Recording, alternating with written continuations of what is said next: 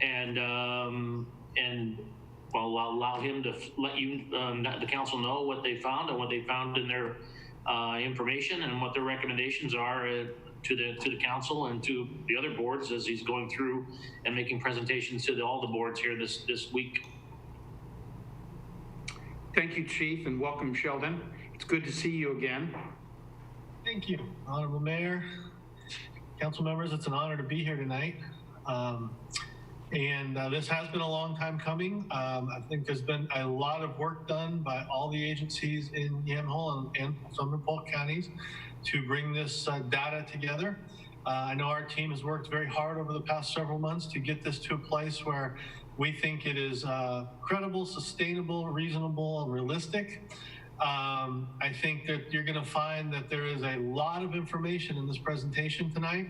I'm taking literally two 250-page documents, one being the report, and one being an addendum with additional data, and I'm going to bring it down to about a 40 minutes flyover to give you the highlights and the basic structure and framework of what we've come up with on the report, and then we can answer any questions.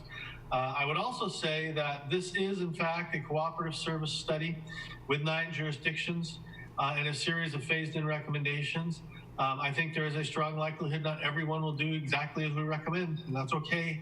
But I do think that at some point when you all decide who's doing what and you come together as a group to move forward, should you choose to do that, there's a lot more work to be done, and we'll take this 20,000-foot report and you'll dig down to the 5,000-foot level and get some very specific data as it relates to those jurisdictions that are participating. But this is a very good, solid start. I believe this is a good report that you can use as a policy document that is backed by good data, and that's because you guys gave it to us. So we're thankful for that.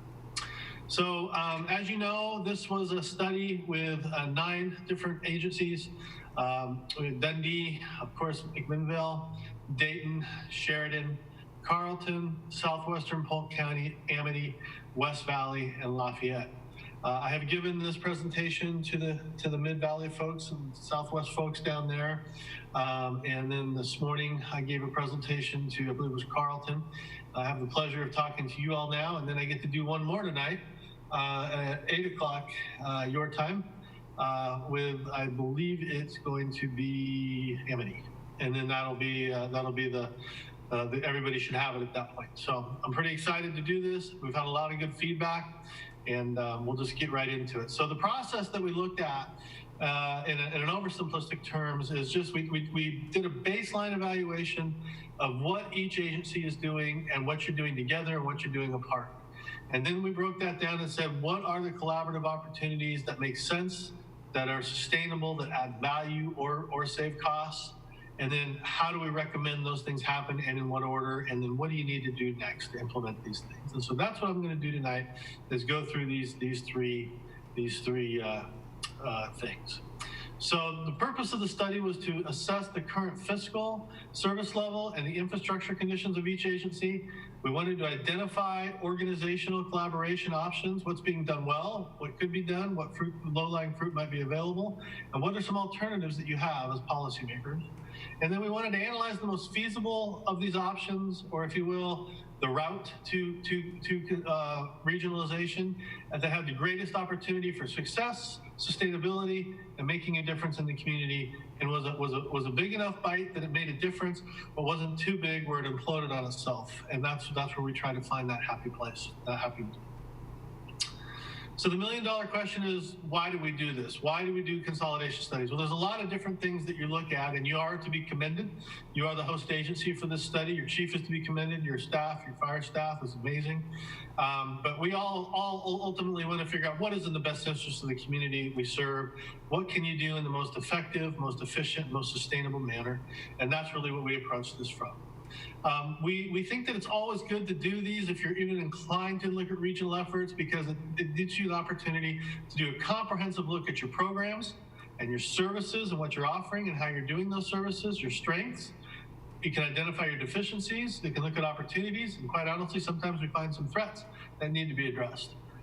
Looking at options is good government. This, as policymakers, this is you at your best, making sure that you're looking at all the different ways of doing things and trying to find the best fit for the risk profile, the community expectation, and with what the resources you have available.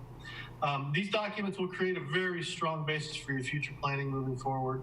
And it provides you with data so you can make sound decisions and you can feel comfortable that, yeah, I've looked at this and we've looked at this and it's been analyzed and we didn't just draw this up on a napkin. There was a lot of time and effort that went up to this to the tune of 9 months plus. Why do you do cooperative services? Well, there's the potential for a reduction in costs. You don't always see it right away, but over time through attrition, you can see that. Economies of scale. Doing things on a larger scale frequently can decrease the unit cost. You can increase your service levels, and you can provide high levels of service that you can't individually, that collectively you can on a regional basis. It really forces you to examine your programs and take a look at what you're doing and what your neighbor's doing, and are we doing the same thing twice?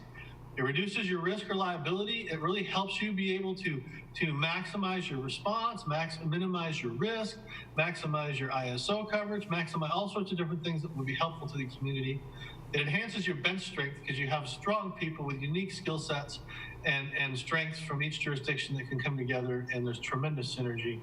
And in many cases, you can eliminate duplication of positions and efforts. And there's a lot of that we found in your county.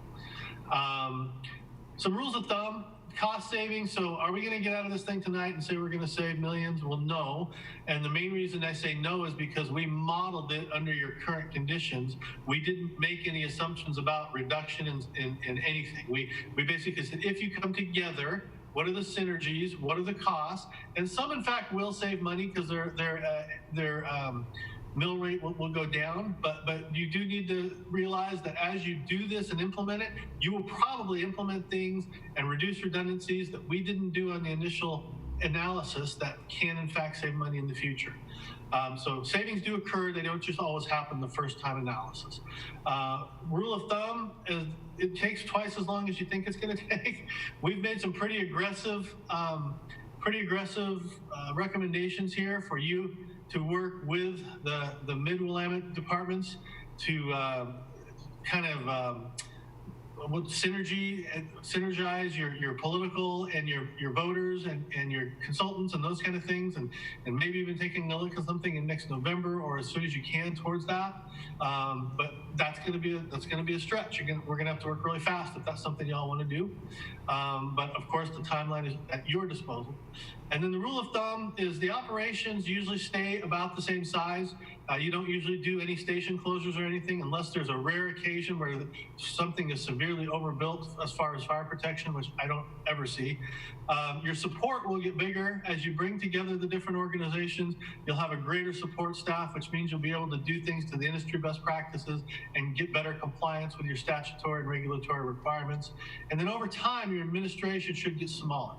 Instead of having X amount of chief officers with 9 different agencies, you'll have Y amount of chief officers with 1 agency or 2 agencies. And so that just happens over time. I'll just give you a quick demonstration of that. When I went through 8 of these over the course of my career. I started in a small combination fire department with 17 volunteers and 7 full-time folks.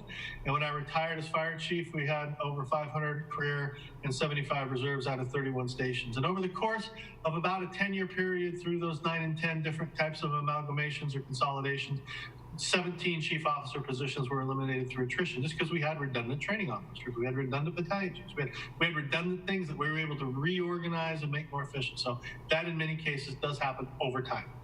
And then assets and assists in maximizing your resources.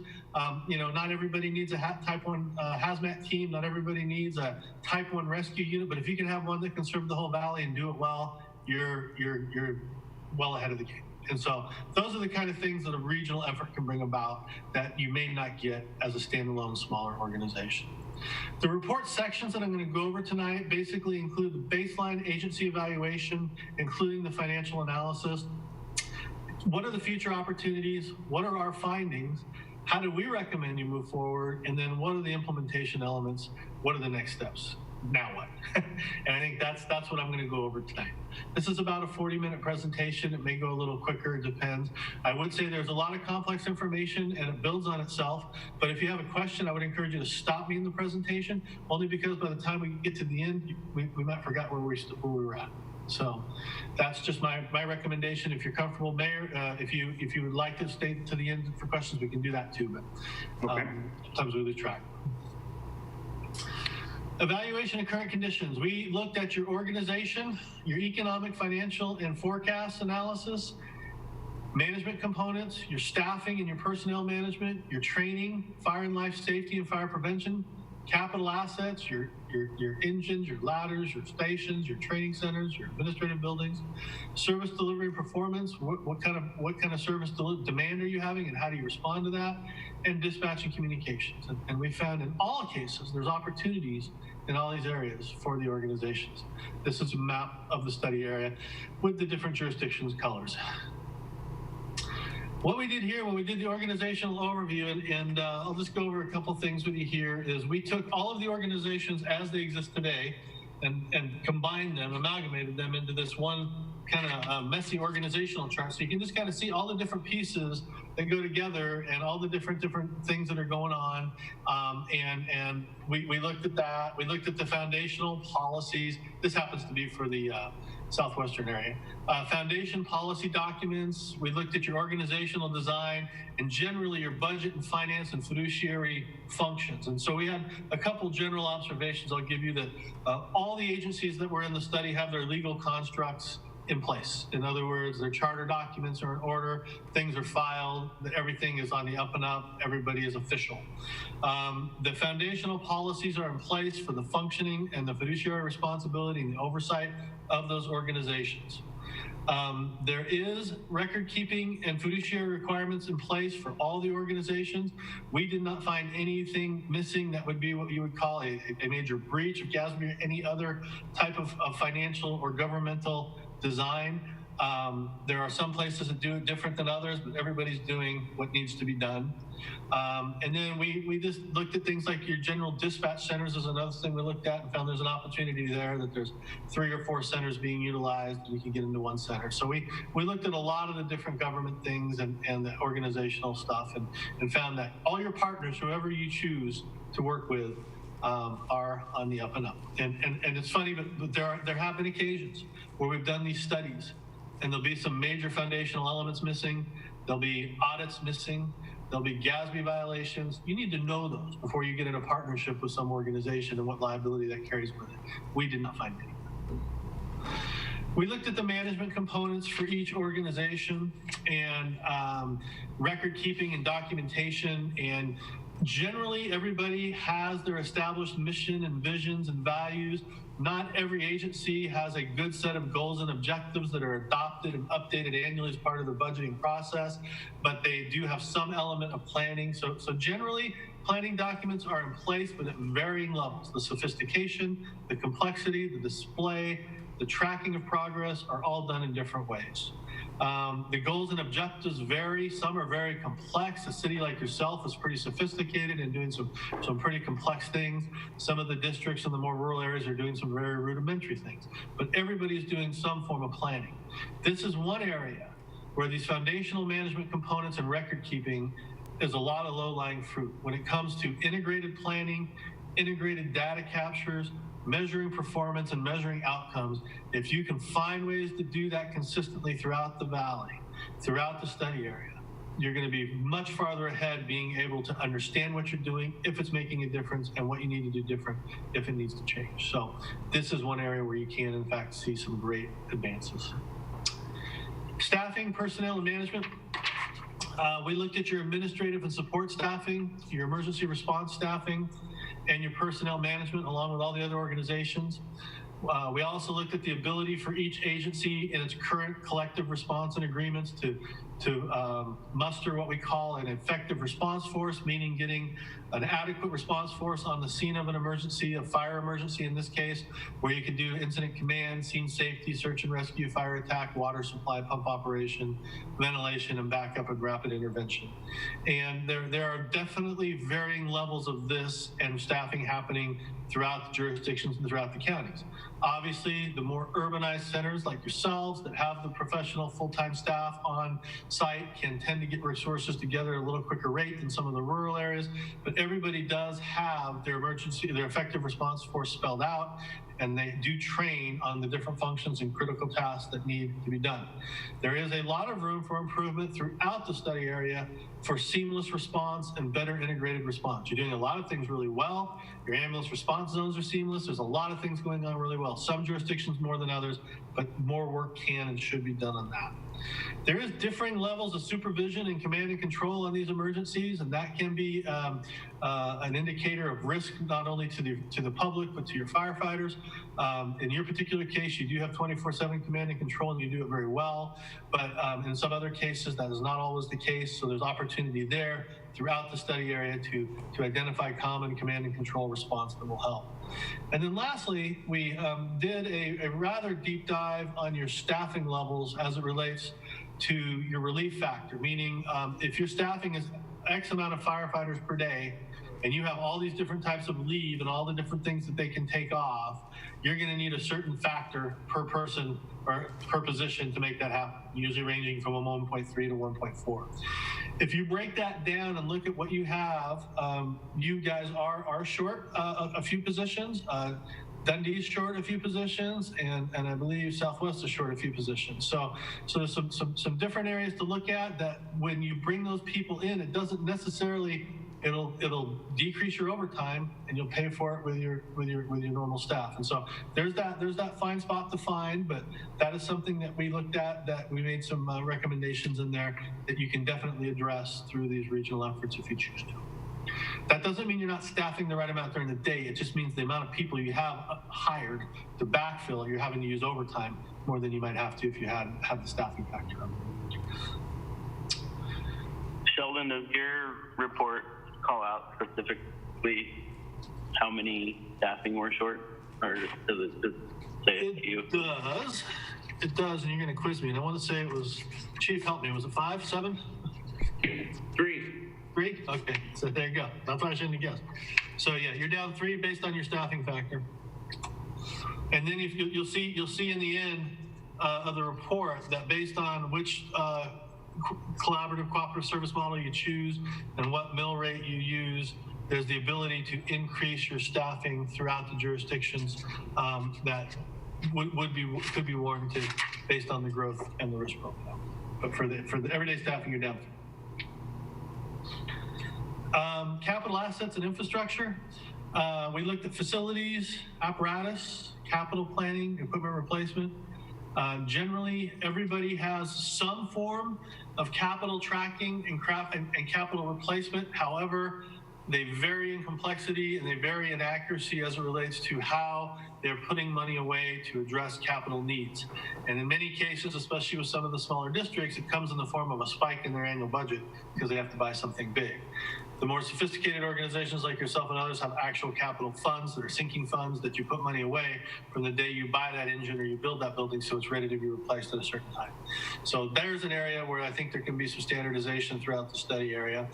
We know from the equipment that about the engines rated throughout the whole county, not specifically yours, but throughout the whole county, 45% were rated as good or excellent, which means 55% were rated as fair or not excellent. And so that tells you that there is some older equipment out there that is ready for replacement. All the ladders throughout the whole study area were rated as excellent, and about 55% of the ambulances were rated as fair, meaning below excellent. So there is some capital needs out there. When you start talking about forming districts and coming together, and mill rates and how you're going to fund capital, those are all things that have to be taken into consideration in greater detail when you get down to the actual negotiations. But generally, most of the urbanized and busier areas have pretty new equipment that's nice, but there is some older equipment out there. For your economic financial forecast, Chief, were they given the addendum as well as the report, or just the report at this point? They were given the addendum also. Okay, so you've got the addendum. So if you can't sleep, but you really want to see a deep dive on the finances of your city or the other jurisdictions that you are potentially going to partner with, you can go through and see extensive projections and looking at what's been happening the last 5 years and what could happen the next 10 years as a standalone organization. This is not you, but this is an organization. I don't remember which one it was I picked. I think it's West Valley. But basically, in each of this, and you can see in the report, we have the basic overall analysis of this one. The addendum has a lot more, but you can kind of see the total revenue, which is the light blue line, what's happening there. In this particular jurisdiction, it's going down. So we ask why. Is it an assessed value thing? Or areas of their district annexed? What's going on there? So you start asking those questions. Total expenses are kind of going up, but that's pretty consistent with what's happening throughout the industry. And then your ending fund balance is these gray triangles, and obviously that's the reserve in most districts. The city's a little different in the way that you do financing, but you can see here that those reserves are being spent down over time. So this talks to you about the financial sustainability and viability of your partners. In some cases, it points them in the direction of doing this kind of regional effort because it's going to get them a higher mill rate, which they need. And in other cases, it can get them some economies and services they don't currently have. So this is just an example, but this is for every jurisdiction, including yours. This is just not your chart. I just had to pick one for the presentation. The other thing we looked at is the current conditions of service demand and what is your performance. Now, these are county-wide charts. These are not individual specifics, but you have every one of these charts for your jurisdiction too if you want to see it. But a couple of interesting things to just look at from a macro perspective is you can see here that the call volume within the county has stayed relatively stable. It went down a little bit in 2018. I think in 2019 it's coming back up a little. Chief can correct me on that, but it's staying reasonably stable. But with the growth that you're seeing and have been seeing, and what you anticipate happening with development in the valley over the next several years, you're going to see incremental increases of about 2 to 3% a year, most likely, as time marches on. The other thing that's interesting is, as a whole study area, you're running about 80% EMS. That probably doesn't surprise you. I'm sure that it's somewhere between 70 and 80% in the cities. I'm not looking at that one, but you can see that there's primarily EMS. And I would say the fires in the whole valley running about 3.8. That's not a bad number. So what happens here is, if we start seeing these fire numbers going up above 4 and 5%, or actually 5% and into 6%, we start worrying about fire problems. And then we start looking into fire fatalities and injuries. You don't have that. That tells us that you have a reasonably fire-resistant community. I know you just had terrible wildfires up there, so that probably skews us to some degree. But when we talk about structure fires, 3.8% is not. It shows probably a little bit older housing stock in some of the rural areas, but this is not a scary number. Motor vehicle accidents being 5.8% is a fairly high over what you normally see in a municipality. However, given the road network and the geography and the footprint of the study area, not surprising at all. The other thing that I would point out is this is the time of day that the calls are occurring throughout the county. And what's kind of interesting about this is throughout the years, it's stayed very, very consistent. And I probably could go to any jurisdiction in the county and say, you start running calls at 8 in the morning and you peak out about 5 at night, and then about 8 o'clock at night, you start slowing down. So when we start looking and doing more macro analysis on service areas, what you're going to want to do. So if you decide that there's 4 agencies that are going to do this or 5 agencies that are going to do this, you're going to want to do a deep dive financially on those 5 alone and not use the ones that aren't participating. And you're going to want to do a deep dive on your service delivery and do what we call a standards of cover report. And that is a very, very data specific thing that takes a look at the risk within each area, what staffing and what response you need in that area. And it's not necessarily the same everywhere. And so you may designate response zones based on the complexities, the risk, the density, the population, et cetera. But generally you can see here that you are a daytime community, and there's not a lot of stuff going on after 11, which is always good. So that's an interesting dynamic. This picture here is a resource distribution, which basically tells you where are the calls occurring and how long is it taking you to get there. And so in the simplest terms, because this is hard to read, we just want to look for clusters, and we want to look for green clusters. Green clusters means that you're having a lot of calls, and green clusters means you're getting there in 4 minutes or less. That's a really, really good thing. What you want to look for in this type of a map is if you have a cluster out there that's red dots or yellow dots and it's far away from your resources, then you may have your stuff in the wrong spot. That does not appear to be the case here. Your corridor looks pretty good. Obviously, your city is one of the busiest in that area, and you're getting there reasonably quickly. You have resources in the right area, so that's a good thing. So that's what we call kind of a cluster map.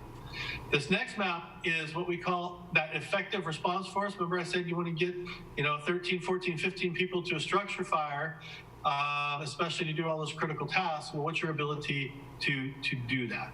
And so you'll see here that you got the variations of green all the way up to blue, which is 24 people. And you start looking at, wow, now I didn't pull the one, but if I had one that overlaid the fires in the community, you would see that the fires run up the same corridor for the most part that those medical calls did. And you see shades of blue and dark blue. That means you're getting that 16 to 17 to 18 people there in the 14-minute ERF. Why did we use 14 minutes? 14 minutes is a standard that is used for combination fire departments, which is something that happens throughout the majority of your community where you have volunteers and career. When we break this down, or if we break this down for you further, when you decide who's in and who's out, we may want to develop what we call hazard zones or response zones, where you may have a higher standard and need more people in those areas that have a different type of risk, like apartment buildings, for instance. So that's just something we would do in the future, but this gives you that 20,000 foot look. And then lastly, if you look at the countywide performance, this is a really interesting slide, I think. Everywhere in the county, and there's a lot of geography to cover, you're getting there in 10 minutes and some seconds, 90% of the time, for everything except fires. Don't let that alarm you. That's the reason that response time is longer is twofold. There's less of them, and if they happen to be farther out, it's going to skew the data. And two, it takes a little longer to get out of the firehouse because they have to get dressed and put on their bunker gear and put on their personal protective equipment. So this is not a bad time. But if you can see the first due unit within 10 minutes, pretty much anywhere in the county, that's actually quite impressive. That tells you have a pretty good footprint for stations throughout. All right. So then we took a look at your training. So some general observations on your training. There are varying levels and sophistication and methods of training happening throughout the study area. The busier, urbanized area with 24/7 staff tend to be a little more sophisticated in some of the training capabilities that they have. But in the rural areas, they do tend to hit all of the marks. There's varying levels of funding and staffing to help with training throughout the service areas. This is once again an area where we can probably smooth that through a larger geographic area and get some consistent standards and consistent training levels occurring, which is really important when you respond together to emergencies. Everyone is using industry best practices as far as curriculum and textbooks and methods. It's just a matter of whether they have the equipment and the props and the time and the sophisticated and trained instructors to do it and how they do it. But everybody's doing it in some fashion. Nobody's not doing mandated or regulated training. There is a lot of redundancy. There's a lot of things happening throughout the study area where you're doing the same thing different ways. Once again, a good opportunity for regionalization and standardization. Fire and life safety code enforcement, or fire prevention as we sometimes call it. There's fire code enforcement, plan review, inspection programs, public education, and fire investigation. Some of this stuff is done very well at a regional level, and other things are not. Some of the fire code enforcement, fire code adoption, fire code amendments that are adopted based on communities that are similar in risk profile, the more you can standardize those, the easier and the better you can enforce consistently, which is good for the business community who travel between these communities locally. It's also better for your line personnel who have to do inspections or who have to do pre-fire planning and understand what the risks are and what the code is. It helps your inspectors be more consistent. It helps with a lot of different things. So good efforts are starting, but there's a lot of opportunity in these areas too as you move forward. Public education is another one. What education programs do you want to have? Obviously with the fires that blew through there this last year, Ready, Set, Go, and fire safe communities and those kind of things are going to be probably tip of brain moving forward for a lot of your communities out there in the wilderness areas. So, example.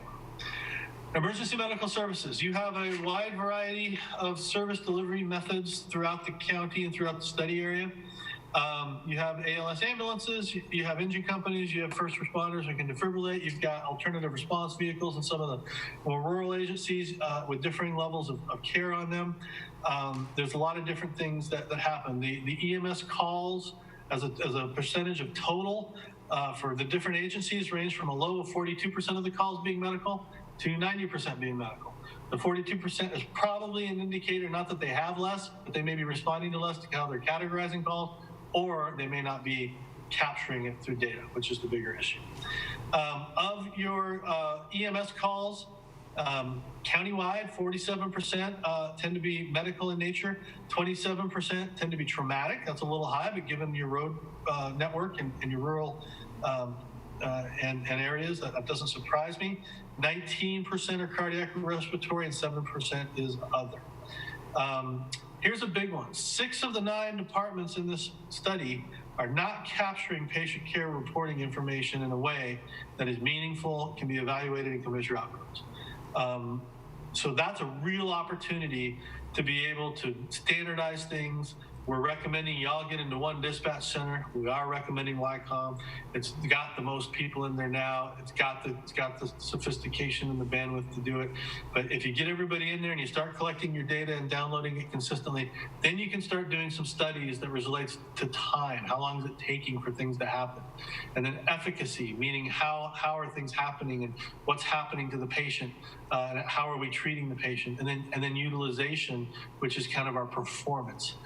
What's our on-scene time? What's our en-route time? What's our medication procedure times? You can start doing some really great studies, and we've given you an evaluation for all 3 of those elements. You have a good medical direction that's consistent. You can build off that.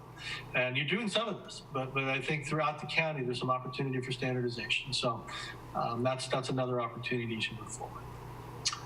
So that's really the flyover of your current conditions. Before I get into section 2, which is really we start talking about what are the opportunities for cooperative efforts, I'll stop and take a breath and give you the opportunity to ask any questions if anybody has one. Mayor, I just also wanted to state for the record that Councillor Stassen has joined. Well, welcome, Wendy. So we'll open it up for any questions. This first part that was presented by Sheldon. Any questions from councilors? I have one. This is Wade Witherspoon, Mayor-elect of Lafayette. Sheldon, you mentioned that this standardization would be beneficial to the business community. Can you elaborate on that just a little bit? Yeah, so one of the things that the business community doesn't like is inconsistency. So when you get into communities that are very close together and you have developers or contractors or even HVAC companies or different places that have the need to get plans checked, that have the need to take out permits, that have the need to get inspections as it relates to fires. And then when you have a fire code that's different in one community from the other, or then you have your locally adopted amendments and they're different from the other, it makes it very difficult to do business to the degree that if you're working as a district or you're working as one entity and you have a standard set of you're all on the same fire code, which in most cases you are, but not everybody. When you have the same local amendments, so they know what to expect when you've adopted something unique to the region, and your plan check one-stop shop operates the same way for the whole jurisdiction.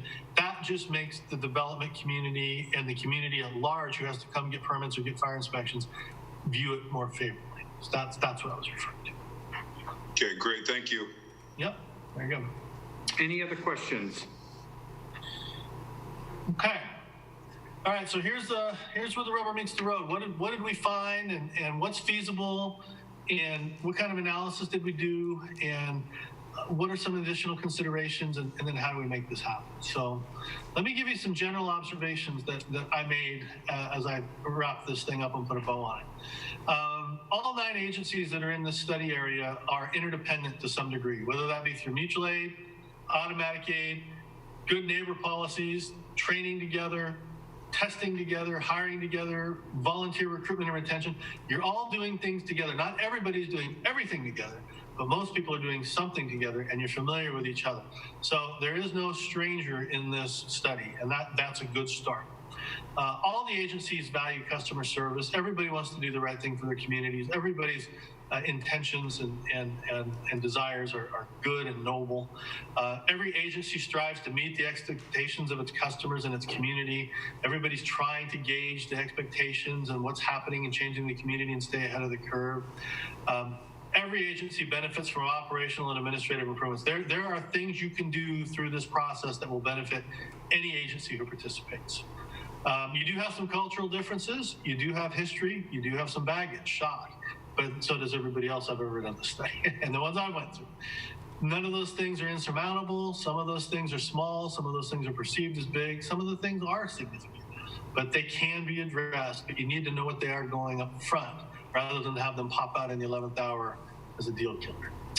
Communication among the agencies is effective. I was totally impressed how your chief and your team was able to rally these 9 agencies and get us the data and get the reports reviewed and get our community meetings set up and all the different things that are going on. I mean, it's information flows well, it travels quick, and that's good, and so I think that's a real good starting point. There are multiple ways to do this that are feasible in different phases and different elements.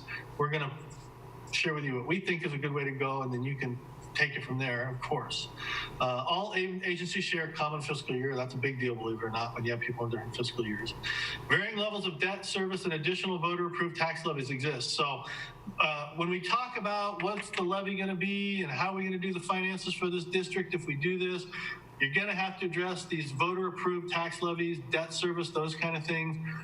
We modeled it as if it all just comes in and becomes part of the big pot. In reality, that doesn't frequently happen. A lot of times they deal with that separately. A lot of times they'll leave the host district intact simply to deal with the debt service and then form a new district and overlay it. So there's just a lot of different things that are done, but at the varying levels, you're going to have to address and understand eyes wide open the debt service and voter approved tax levies. District fund balances are variable. There really are some really stout fund balances, and they're doing quite well. And there are a couple districts that are on the ragged edge, and y'all need to know that going in and figure out with whatever mill rate and financial model you end up with, does it work for everybody? Varying values of capital assets. You have some Taj Mahals and some top of the line equipment, and then you have some stuff that's not. And combining all 9 agencies is feasible. If y'all wanted to do this and make it happen over time, I think we've given you a good roadmap to get there, but it can be done. And you certainly can have a kind of Willamette Valley-wide fire protection district if you choose to do that now. I think timing and size of the bikes before you get there is really what it's all about. So there are a lot of things you can do. You can stay status quo and not do a thing and thank me for the report and turn off the computer and call it a day. You would be missing a ton of opportunities, but you can do that. There's a lot of good work that's been done. You got to where you're at for a reason. You can expand those intergovernmental agreements. You could do some annexations and mergers. You could create a regional fire authority, or you can consolidate agencies into a newly formed district. We're actually going to recommend you do some part of all of these moving forward. So we're kind of giving you the full potpourri Monty as we move forward. We're recommending a 4-phased approach. And I'm going to cover each of these phases in more detail, but first phase is expanding the good things you're doing together and do all of them together so you're acting like one large jurisdiction to the best of your ability. Stage 2 is to form 2 fire districts, a North Willamette Valley that would include y'all at the center, and a Mid Willamette Valley, which would include the ones to the south, the 3 to the south that are already working on that. Phase 3 would be to operationally unify those 2 new districts through a regional fire authority, which is a 190 agreement or a contract for service, and operate and act like one fire department through these 2 large districts. And then phase 4, assuming that goes really well and you do that for a sustained period of time, let's just do this right and have one organization and one set of administrators, so on and so forth. And that would get you to that one Willamette Valley Regional Fire Protection District. Let me give you one bit of information. These names where I picked them, I wrote these recommendations, they mean nothing. You may hate those names, there may be baggage or I don't even know about, but I just picked it because it made sense to me. So what you end up calling these, if you do them at all, is completely up to you. This is just your crazy consultant coming up with a name for demonstration purposes. Sheldon, do you have time frames on those phases? We do. They're in the report in great detail, and I'll go over some of them with you as I go through these. So status quo is immediate. You keep doing what you're doing, but you will miss some opportunities. Phase one is really, and this is as soon as possible. You're doing some form of a lot of these things together with different entities, but to the best of your ability that you can do support services and do standardized specification and standardized turnouts and standardized breathers and standardized engines and standardized ladders, you can start saving money and doing things together that'll really allow you to buy in bulk.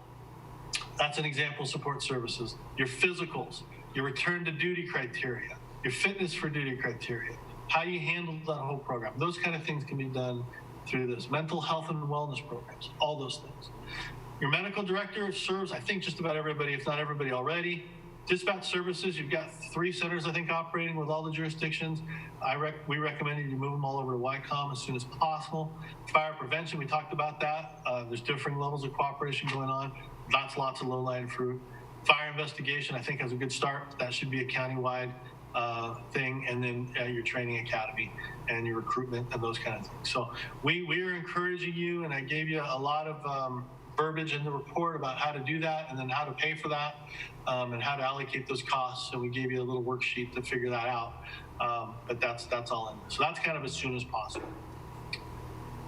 Then we get to phase 2 where it starts getting hard and it gets interesting, but it really starts to make a difference in the valley here. We basically are recommending you create your North Willamette Valley and your Mid Willamette Valley Fire Protection Districts. In talking to y'all when we were there, and then also me just doing some napkin stuff.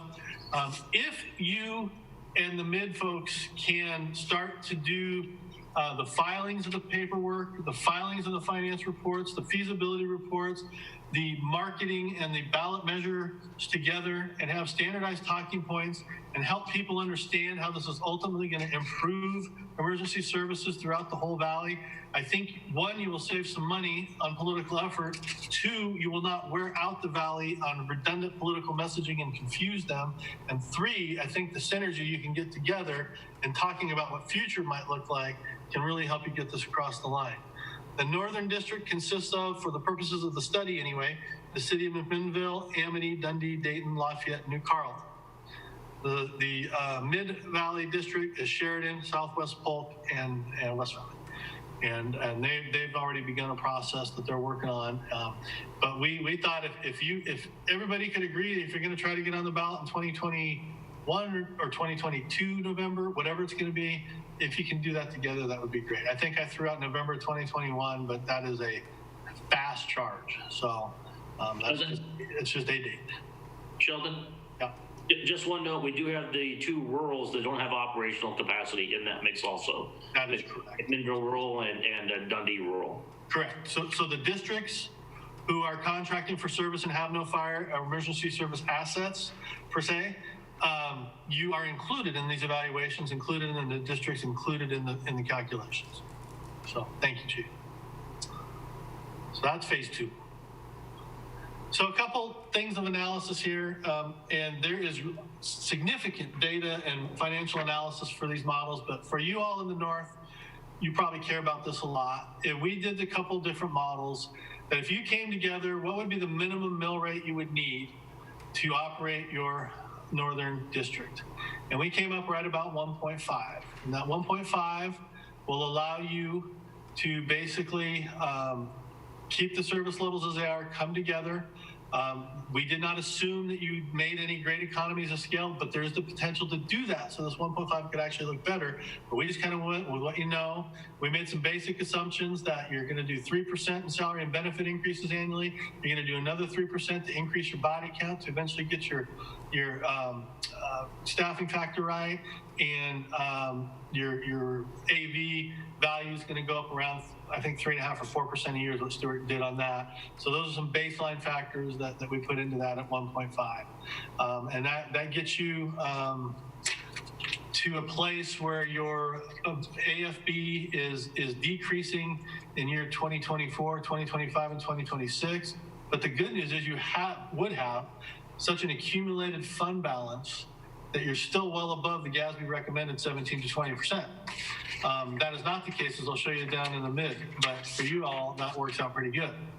The other part of this is if you decided, and I believe you will need to take a look at this, if we did a good operational analysis and there was a need for additional coverage, additional personnel, a different battalion chiefs, additional ambulances, additional whatever to meet the risk profile of the community, if you came in at a mill rate of about 2, which is consistent with what they're going to have to do at the Mid-Valley, you guys would be in a position to add upwards of 16 FTEs over the next 3 years, be able to not only get your body count right, but add the resources that you might need to fill out some things to accommodate for where you may not be able to get an adequate response once you did that risk profile and you did that standard cover study.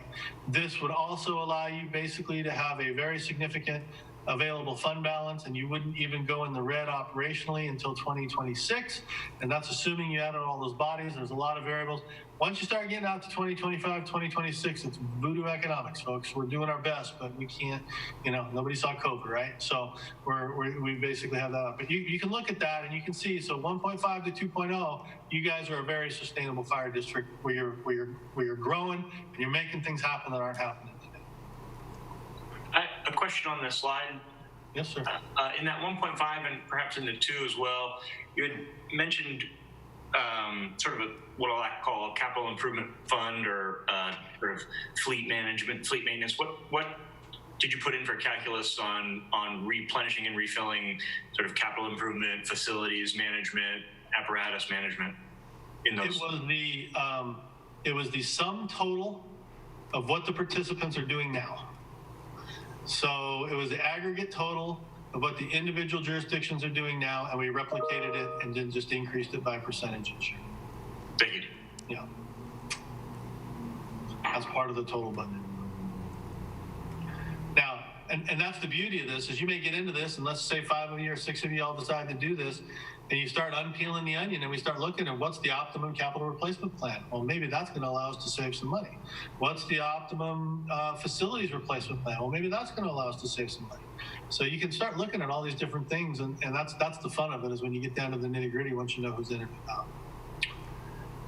The Mid-Valley District has a little different demographic, a little different AV history, and a little bit different cost structure. And at 1.98, which is really close to that 2 mil, you can see that they basically are going to sustain their total revenue, sustain their total expense, and they're going to travel pretty much together with a slight increase in their available fund balance, but nothing to write home about, nothing like y'all would have up north to replace stuff. So they would have to look at this and say, do we need to do something different or additional for capital? But operationally, it is feasible.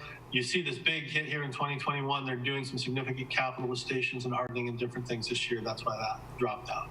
I think it was Sheridan in one other jurisdiction. But yeah, so that's their model that they're going to have to look at and come in at about 2 also to make it work. But it is sustainable for them.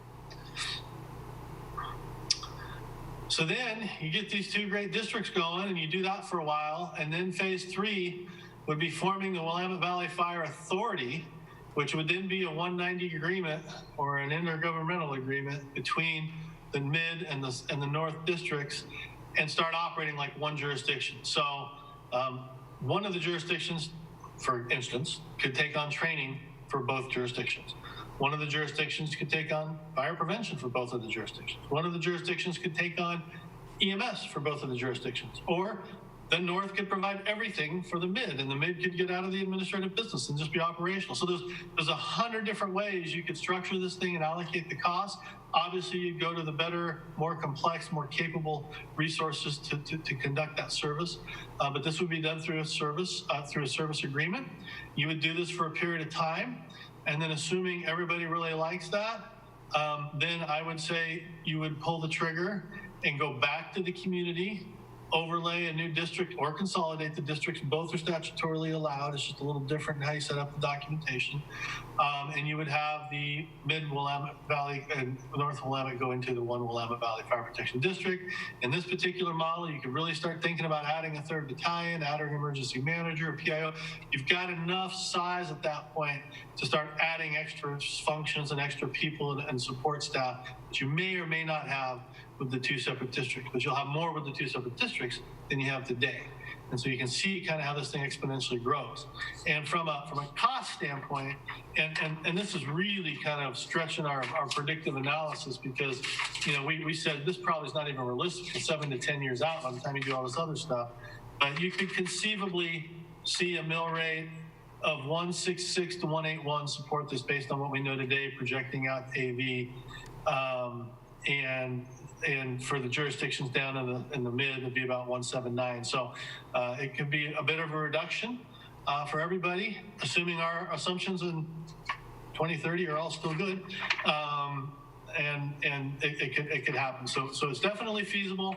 It definitely could happen, and that would be the last and the final phase, where you all become a very sizable regional fire service delivery platform at that point. And then from that point, we would kind of just tell you that this is feasible. You could definitely see a lot of good things come out of this around incident planning, around regional incident command, administrative shared support, joint apparatus and equipment purchasing, probably building a maintenance facility and having your maintenance done there. You can save money and save time out of service, training opportunities, collaborative fire prevention. You're a sizable organization that can start getting some stuff done. You can start talking about actually having some dedicated type 1 teams if you want, or type 3 incident command teams, type 2 incident command team. I mean, you can do a lot of different things, hand crews. There's just a lot of things you can start doing when you start getting up this size. And the recommendations, I won't go over them, those 4. So now what? You've got these 500 pages of stuff.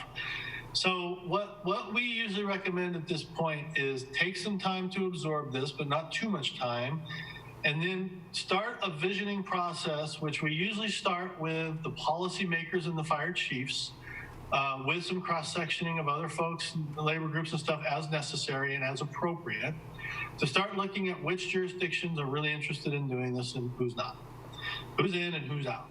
And from that point in time, if we decide who's in, what is the vision for those groups? And if it's the North group and the Mid group, what is the vision that needs to happen? And then we would establish a joint implementation committee that would kind of be a working group that would oversee this process from the beginning all the way to phase 4, assuming it continues to grow. And then you would have yourselves, or you'd hire someone like us to run you through an actual strategic planning process that we would turn that vision into actionable steps with initiatives, goals, objectives, and timelines, and get that on paper so that you can start seeing this thing come together.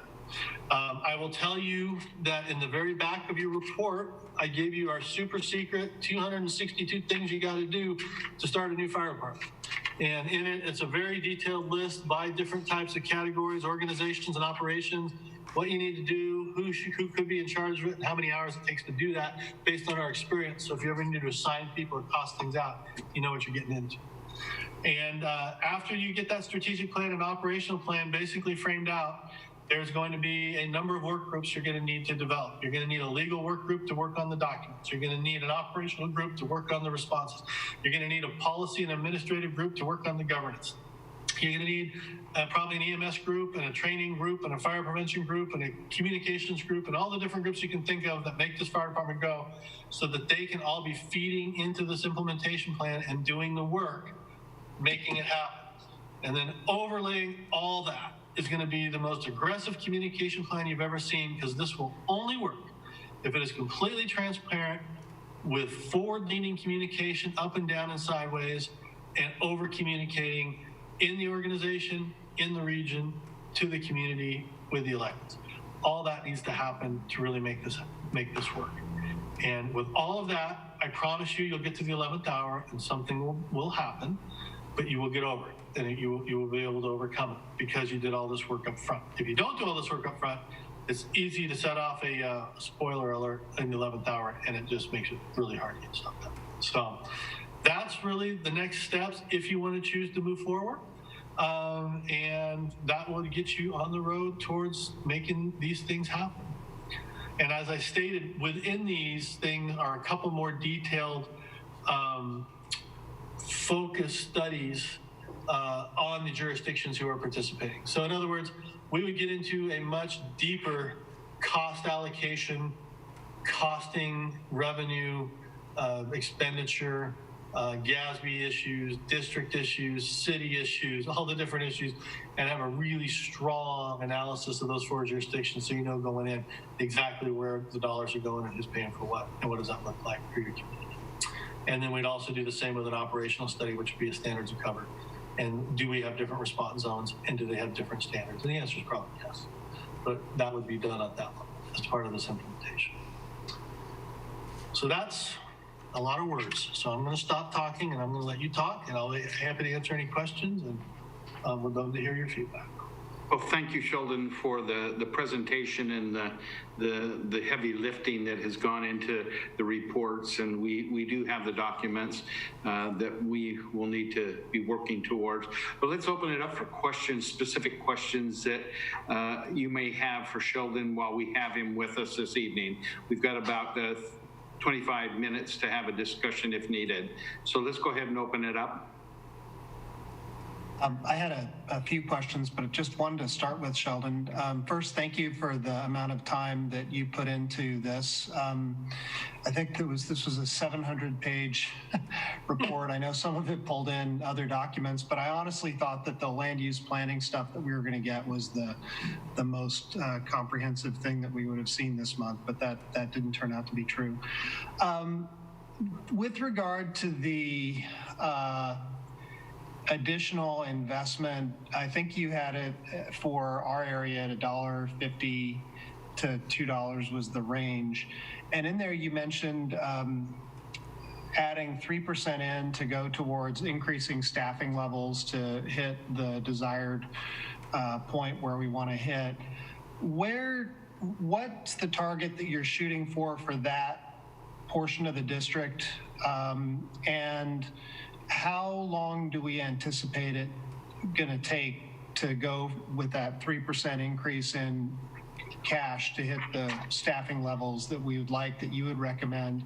That's the first question. And then the second question is, you seem to be suggesting that we're kind of right in where we need to be all currently with regard to response times, but I'd be curious to hear a little bit more about your analysis with regard to staffing levels versus response times for our particular station, department, sorry. Yes, excellent questions. So in the model, the 1.5 mil model, I think that gets you 2 new bodies a year. So it's only going to take you about 1.5 years to get to your relief factor that you're short.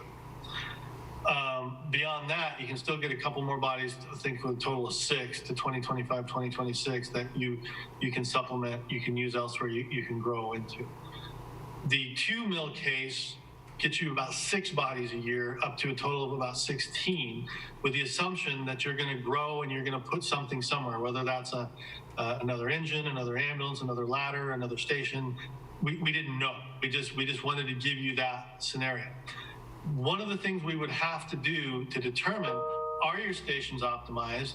Do they have the right equipment based on the risk profile within that community? Are you getting there in a reasonable amount of time? Do you need to have a different response zone and response standard in downtown McMinnville than you do out in Amity? The answer is yes. Yes, you do. But that level of analysis wasn't done in this report, but it needs to be done before you pull the trigger on this. Because if we say, let's do a standard of cover study and let's do a real financial deep dive on these 4 agencies, we're going to break it down to, okay, we need to have a different response zone with a different standard for the developed area and the high density housing in McMinnville than we do in the McMinnville district, where you have more rural areas. So we may have an ERF standard of 10 people in 14 minutes in a rural area, because that's realistic to what you can afford and what you can do. But we may want to look at a standard in the downtown area that's that 17 people within 6.5, 7, 8 minutes. That would be what we would call a 1710 standard, which means you have all professional firefighters and you're not using volunteers in that particular zone. So that's why we'd probably break it into zone based on risk, based on staffing type, based on capability, and then you build the system around the risk. You don't build the system around one size fits all. I was just saying, from a countywide perspective, with all the acres you cover, to have a 10-minute response time, I thought that was impressive. But that doesn't really relate back to any standard. That's just a general observation. Thank you. Other questions? Go ahead, Kelly. In McMinnville, we have a fire department that's in the middle of town and is definitely older and probably needs to be replaced. And then we have an EMS station. I just am kind of wondering, as we look at that, how that's factored into all this. I know you've kind of mentioned it peripherally. I just am asking, because a lot of the other areas have new fire stations. Yeah. I'm assuming we probably have better equipment, but Right. The fire station itself is an issue. Yeah, those are both true statements. So like I said, for the purposes of modeling, we basically took the aggregate amount that people put away for capitals, facilities, and apparatus and just ran it and then escalated it. What we would want to do, if you and 3 or 4 others get together, is we'd want to do that detailed standard of cover study. Say, is that station in the right place?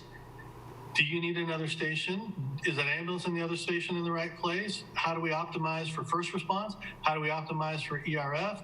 We would do a complete measurement of your risk, so you can see what the risk is within your jurisdiction, so you know what you're protecting and why, and we'd actually score it. And then based on that, we'd say, you need this and this and this, 1, 2, 3. And then based on 1, 2, 3, phase 1, 2, 3's costs are X, Y, Z. And then you start putting it into the model, and all of a sudden your mill rate adjusts. And that's how we would do it. But understanding, if you all form a district with 3 or 4 jurisdictions, you're one, and so that's it's just a different perspective. So we would probably do the standard of cover study for the new district, and then look at the different zones and what's going on, so that we don't create a response network in McMinnville that just doesn't work within the fire district, or doesn't work within Amity, or doesn't work within New Carlton. We'd want to make sure they're all complementing each other. That's the beauty of a fire district. It's a single focused district with one purpose: fire and emergency response. Thank you. Mm-hmm. Other questions? Go ahead, Zach. Thank you, Mr. Mayor. A couple of questions on some stuff in the addendum data. Figure 67, which is report page 71, PDF page 75, that is showing us the MFD call concurrency. So sort of single incident, 2 incident, 3 incident, 4 incident, 5 incident, more than 5 incident stuff. Yep. You caught me. I didn't have my addendum open. So I'm going to get to it. But go ahead, ask the question. I might be able to do it off the top of my head. I'll ask the chief, the chief question I had about this, and then while you get that open, Chief, I think I'm asking this question right. Where are we at on incident level, and then we're sort of, I guess, lack of a better term, tapped out, right? I mean, how many incidents can we respond to concurrently before we're out of apparatus? Depends on the type of incident. One structure fire taps out all of our apparatus because our ambulance folks are firefighters and EMS. If you're talking, and it depends on the level of incident, we dispatch using the triage method, lower level ambulance calls, get a single ambulance. High level ambulance calls in city or in McMinnville Rural District, get an ambulance and an assist vehicle and engine, usually depending on how far away it is from town. So if it's, so, and the time of day, if we have the peak unit available down in Amity, that even though it's in Amity, it's one of our units, it's available for all of our calls also. So are our partner units, but McMinnville units specifically, we have 3 24-hour ambulances. If we're running EMS calls nights and weekends, it's 3 EMS calls, and then we still have an engine available if it's not on one of the EMS calls. If we have the medic unit daytime running, it's that Monday through Friday, 8 to 5 if it's up and running. That gives us an extra medic unit in the system. And does this... I'm sorry, it's hard to kind of type of call and what resource goes where. And so if we're just out there shagging ambulance calls, when we're fully staffed, we can run 4 transport calls, and engine 1 can still go out and assist until a partner ambulance comes in and helps us out. Okay. And did this just compile all the call types together? Or Yeah, it was all incidents. So okay. if you had one incident going, it was that percentage, 2 at the same time, so on and so forth. Could have been a fire, could have been an EMS call. And so yeah, on figure 67, the McMinnville one is what but just looking at this, the delta percent change, what is that measuring? The cumulative percent variable, or I mean, if you kind of add up like more than 5 incidents, right? Went from 1.5 to 2.2 to 2.02, but it had a 32% delta, which is, I can't rectify that. Can you just explain that for me? Yeah, I can't either. I'd have to get with my service delivery people, but my guess is that's a count. In other words, there's 32% more calls represented in that 1.5 to 2.02. But I don't know. I'd have to get back to you on that. It's a great question. Okay. You smart people.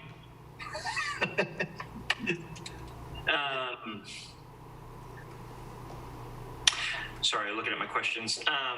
So I guess how to divine the bones here. Is this telling us that we're trending away from single incidents and more towards a higher frequency of multiple incidents? Is that what I'm to read here? Yes. Okay. So as we march forward in time, it's more likely we're going to get more calls concurrently.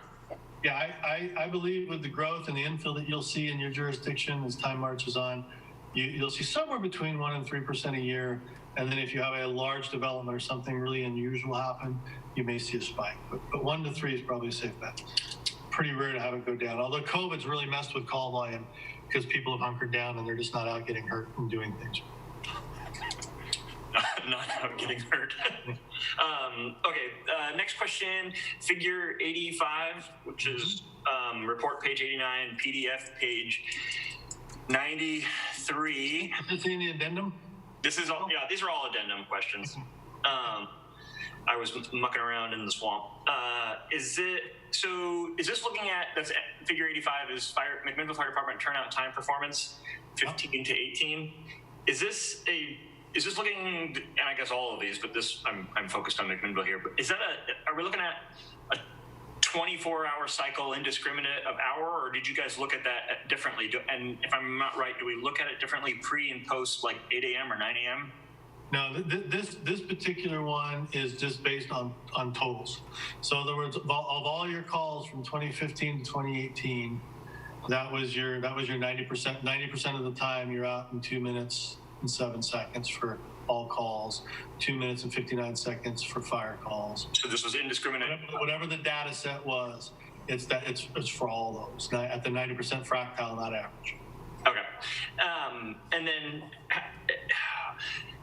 And how did that factor in concurrent responses? You know, if we're out at this, does that affect our time? Was that sort of weighted into that? No, this simply means that in order for a call to be measured for this, you were in the station, you got the call, the tones went off, you got dressed, looked at the map, did what you need to do, and you said we're en route. And that's what this time is. That's your turnout time. It's from the time the bell goes off till the wheels are rolling. And you'll see that, you know, the NFPA standards for fire is 1:20, so you can put on your turnouts. You guys are running for that. This is not uncommon to be running long in these times, but this is an area, and as we did if we did this for an SOC, we'd have some specific recommendations to look at your station layout, to look at your alerting systems, to look at your data collection, and make sure there's not a fundamental flaw in the process of the equipment, or is it just people can speed up their time? But ideally, you want to get these lines down closer to the 1 minute and the 1:20. Okay. Okay.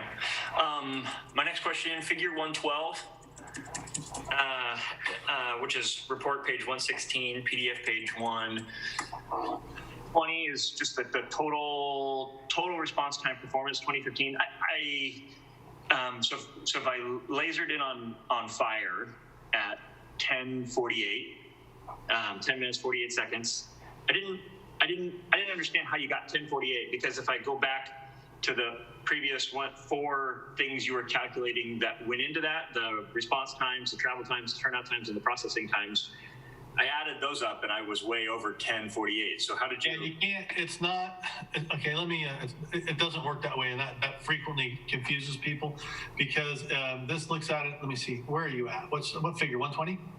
Figure 112, which is PDF page 120. Yeah, okay, that's all right, that's 125. So yeah, so this measures it, and the machine does this, but it basically looks at your total response time from 2015 to 2018, which takes all those things in place. There could be stuff embedded in the other subtotals that could be calls that didn't show up in this, or calls that were not calculated in this, that you know, that can skew that time. But this is looking at the call that had all the information. In other words, you could have calls in that other data set that had a turnout time, but it might have been missing another time that didn't get picked up here. So that's where you kind of get some variations. But this should give you a statistically valid range as to what you're doing for your total response time. Because we looked at, oh, go ahead. One of the other things that it does, it's all calls that we respond to. And we respond to a significant number of calls that are not in the city of McMinnville with our ambulance service into the rural areas all over our 450 square miles. Mm-hmm. So those types of calls are categorized in here also. Right, yeah. And I don't know how the others stack up, so the all calls versus the fire versus the EMS, but I just picked fire from here, and then in the total, and then looked at the preceding 4. Like I said, response time was 9:07, travel time was 9:32, turnout was 2:59, and processing was 2:29. So then I look at that, and then I look at 10:48 for fire specifically total. I just couldn't figure out how you were waiting. And the other thing is, I'd have to look at and talk to my service delivery analyst. This may or may not have included total response time. Should have included call taking. Yeah, it should. So, but I mean, if I can have them look at that and get back to you if you want. Okay, I think that answers all my questions. Thank you. Yep. Other questions?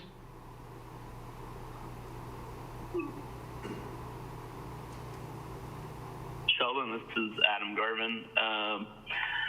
I was curious, in your study, I know you mentioned tonight that it would really come down to what other partners came on board, but just speaking to McMinnville specifically, there was some numbers about move-ups for ASA and Tualatin Valley's at like 400 and something calls they took, and 200 and something of those were, I think you call them acute medical calls.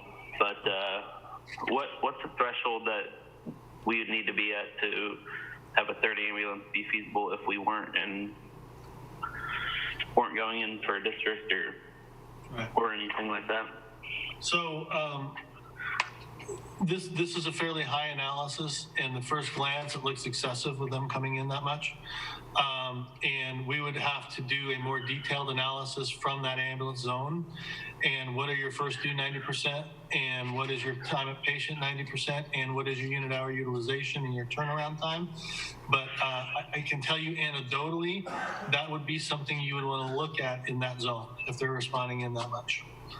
And take a look at what you're doing versus what they're doing, and is that the right answer? And you know, what's that doing to their system and their system reliability, and what's that doing to your system? So I think it would require a greater analysis, but that is definitely a trend that is significant. We need to further analyze. And that multiplier we talked about on staffing, that doesn't account for any of that kind of stuff. That's just multiplier for the overtime we need to cover the positions we have right now.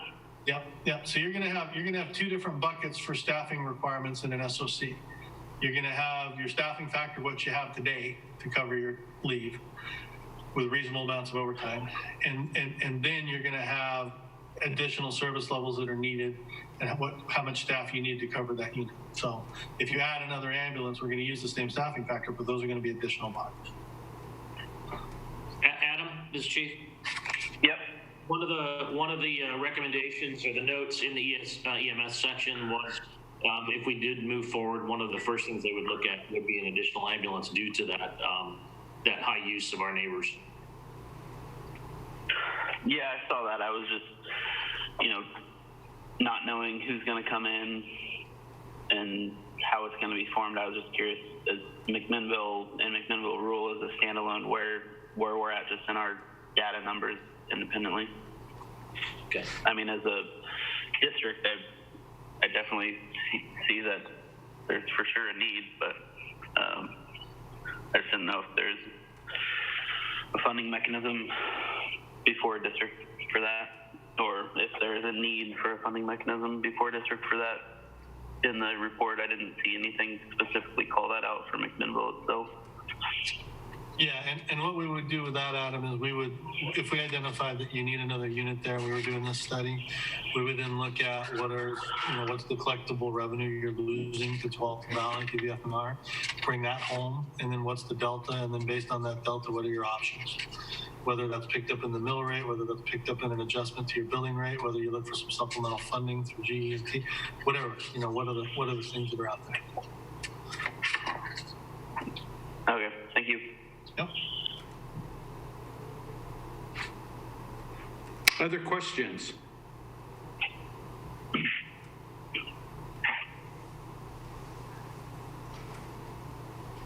I guess the only other question I would have is if Chief could chime in with his opinion on this report and where he sees it going. Mayor? Well, I've been an advocate for moving in this direction because sustainability and has been key to our both the council direction and our goal within the organization. So the council is on board with moving this forward because they see the benefits based on what they're seeing here and what we've been talking about all along. I would meet with the city manager and work on moving the contracts forward with the next several phases to get a couple of things moving, in addition to some of the build some of the community surveys that the council had talked about and the city manager has discussed, and start working collaboratively with our partners. And hopefully, if you're looking for timelines, I don't know what the timelines look for everyone else, but we know that there's some time sensitivity to the initial movement on a lot of these items. I'd like to start moving this forward earlier in January and not later on in the year, if that's the direction we can get from council. So with our questions being answered, Claudia, did you have some input? Yes, Councillor Stassen has her hand raised. Oh, Wendy, go ahead. Thanks. Sheldon, the first question I have, thank you so much for the report. It's very comprehensive and I really appreciated all of the detail in it. One question that I had, the report obviously is done looking at all of the different partners going in, is there a certain threshold that it doesn't make sense? Like, is there a certain number of partners? Of course, it's going to impact it depending on who is interested in participating. But is there a threshold of municipalities that you would want to join in order for it to continue to be beneficial, or is it just even if you have two? Yeah, well, great question, first of all. That's the essence of the whole art here. But number two, the answer, unfortunately, is depends. Because if you have two really good partners with good AV and good cash flow and good management, it may work beautifully. If you have, a really good jurisdiction with a high assessed value and a fairly high reserve and available fund balance, and you got somebody that's sinking, then it probably wouldn't. So that's why each one of these studies, we did it for everybody, but we have to determine which 4 or 5 are in and do some pretty quick, detailed analysis of those. What does it look like with those 4 jurisdictions? And what does the mill rate look like for those 4 jurisdictions? And what do the trend lines do? And is it a good partnership? I've had one of these where I did that and we got down to 2 jurisdictions, and there was 7 fatal flaws that would not work. The one city would have had to pick up too much of the bill. So we had to give them 7 things to accomplish before they could become a district, and they did it, and they ultimately became a district. But yeah, so that's all part of the process is moving forward, is who's in and who's out, and what does that look like? So that happens right away so that you can determine whether it's still feasible and what that work looks like, the early work even. Exactly. You got to determine who's in, you got to run a financial model and determine if there's anything to talk about. Great. And then I guess the next question is, Chief Lightfoot, do you have a feeling already for which jurisdictions are more interested than others, or is that not something that you have a feel for at this point? I have not had the opportunity. Sheldon's been doing a lot of this work yesterday and earlier today, and we'll be picking some more up tonight. I'll probably have a much better feel by the end of the week. Great. Okay. Well, great work. I know it took a lot of effort, but it looks very, very interesting. Well, thank you so much. To you all for taking the initiative and hosting this study. Sheldon, to expand on Wendy's question, hers was more focused around the minimum, but is there a maximum number where it just becomes too burdensome to get that many districts to consolidate into one? Like when you get up around 5 or 6 coming in to be one, and it can just sink the whole thing if one district decides not to come in at that time, and it's better to come in as like 3 or 4, and then that 5th and 6th one annex in the next voting cycle? Yeah. So I think from a financial standpoint, it's math and it's pretty rudimentary. And once you guys are established and somebody comes in, here's the mill rate that we know works based on your assessed value. You gotta play. But I think every organization has a DNA, and it can only move so fast from a political, administrative, and operational perspective. And I will tell you firsthand, as a fire chief that doubled the size of my fire department in 4 years, I went too fast, too quick. And I had some things fall off the table on the other end. So you do have to measure the capabilities of the agencies to pull this off, along with the financial and fiscal analysis. But there is no magic number that says when you hit an AV of X or when you hit this, it doesn't work anymore. You've got the Los Angeles County Fire Department with 189 stations that are districts and contracts. You've got others, I got Tualatin Valley, that's got about 30 something. My district had 30 something stations. So it just depends where you're at. But there's nothing that I would see that would make this not feasible with everybody who's in the study area. And quite honestly, down in the Mid-Valley area last night when I did the presentation, they've already got neighbors knocking out the door saying we want to be a part of this. And my encouragement to them was, okay, figure out who's within the study, that we've done the baseline work. Let's do some foundational work. You always build everything to expand, and you always provide on-ramps, but you can't let too much in too quick or you just can't get anything done. So it's a dance. Thank you. Okay, Jeff? Thank you, Mayor. And I think in partial answer to the questions that have just been raised by Councilor Stassens and Councilor Garvin, once all of the conversations receiving the initial report have been had, there's going to be some sort of an initial indication, I think, of the districts who the departments that may be interested in moving forward. That's when we would convene that work group and start to do some analysis based on that. Likely smaller group than the full 9. It already looks like the 3, West Valley district departments will be working together on their own and not part of the larger effort until sometime down the road. I would think that we would want to identify some questions for polling and start to do some polling in those individual department areas, because you may have some political will in 6 or 7 departments. You may have the voter support initially in 3 or 4, and you need to do some sort of political calculus to decide, okay, so who's that, who takes the lead first, who goes second? Is it 3 departments that merge into a single district? Other districts annex either at the same time or at some point in the future, or do other districts contract initially and then annex at some point in the future? I just think it's going to be a pretty iterative process for a couple of months until we really land on that concept where there's both the will to move forward amongst the policymakers and the operational decision makers, and some indication that the voters have some initial level of support. Thank you, Jeff. We're down to about 5 minutes left, and I think if I heard the chief, he just needs a nod from the council just to, not to commit, but to even move forward with the discussions after what we've heard tonight. So I'm just going to run around. Wendy, I think I saw you with a thumbs up. Yeah, I'm in favor of moving forward.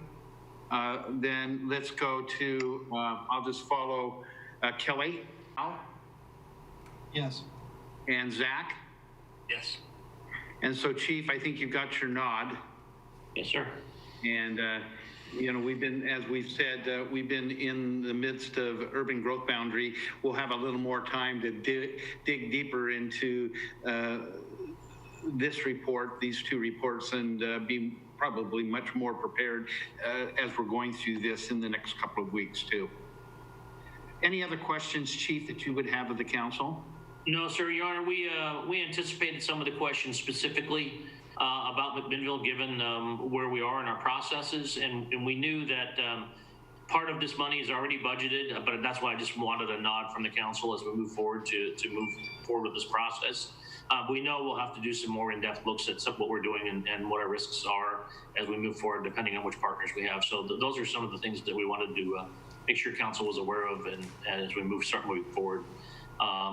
As cumbersome as this seemed to be, I know that my next year's worth of work is a lot more than this last year has been with this. And I'd like to take time to thank the council for your support. And I truly believe this is the way that we need to go for the county and for McMinnville and for those that we serve. And I believe that this is in the best interest of all those that live in this area. So I appreciate your support. Well, thank you, Chief, for your vision and foresight of bringing it to where we've come tonight. I think you've been one of the driving forces behind that. Sheldon, thank you and your team for the good work, and hopefully this is just the beginning. Well, we're well into it, but a continued partnership that we'll have as we're trying to put this together. And again, it is all going to be about the financial piece. It's going to be about support from the administrative council and then from the public. Zach, you had a question? Yeah, sorry, I know we're on time. A quick process question moving forward, since we kind of gave the nod to move forward. Where's our relationship with the consultant at as far as moving forward, or are we on our own, or is that part of where he's at, or can you tell me who's going to help us move forward, or is it on us? I'll be working with the city manager and the consultant here in the next week to work out some details. And that's part of the agreement we had kind of already. Yeah, we had some follow-up funds budgeted, but we need to work through some of the details on some of the expanded things that we're going to be looking at. Thank you. Okay. Will that sorry, Mayor, Rich, will that come back to council then for final approval, or is that something that you guys just handle administratively?